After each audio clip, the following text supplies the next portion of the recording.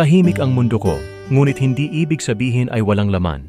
Sa bawat sandali ng ating kwentuhan, sa bawat saglit na ako'y nasa gilid ng iyong kwento, may isang pusong patuloy na umaasa, nagtatago sa likod ng mga ngiti at lihim na panalangin.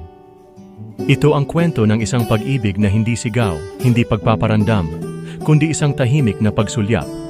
Isang pag-asa na sana, isang araw, ay makita mo rin ang damdaming matagal nang nakatago. Minsan, ang pinakamalalalim na damdamin ay hindi kailangang isigaw sa mundo. Minsan, sapat na ang tahimik na pagtingin, isang pag-asang sapat na ang makita at maramdaman mong nariyan ako.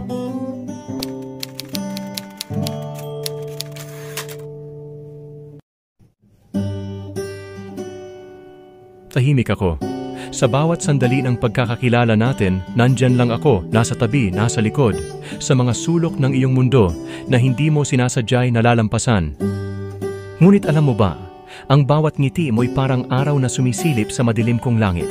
Bawat tawag mo sa aking pangalan ay musika sa pandinig, kahit alam kong para sa'yo'y wala lang iyon.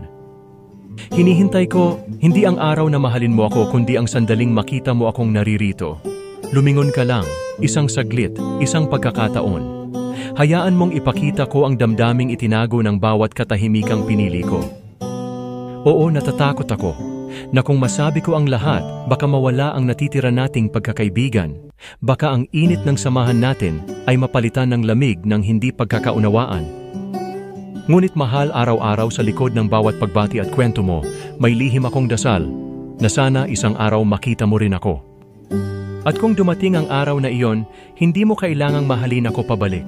Sapat na ang masabi kong naramdaman kita, sapat na ang malaman mong may isang taong handa kang hintayin, kahit walang katiyakan. Kaya heto, isang pakiusap mula sa pusong hindi mapagod-pagod. Lumingon ka lang, dahil sa bawat paglingon nandyan ako, tapat, tahimik, at naghihintay na makita mo rin ako.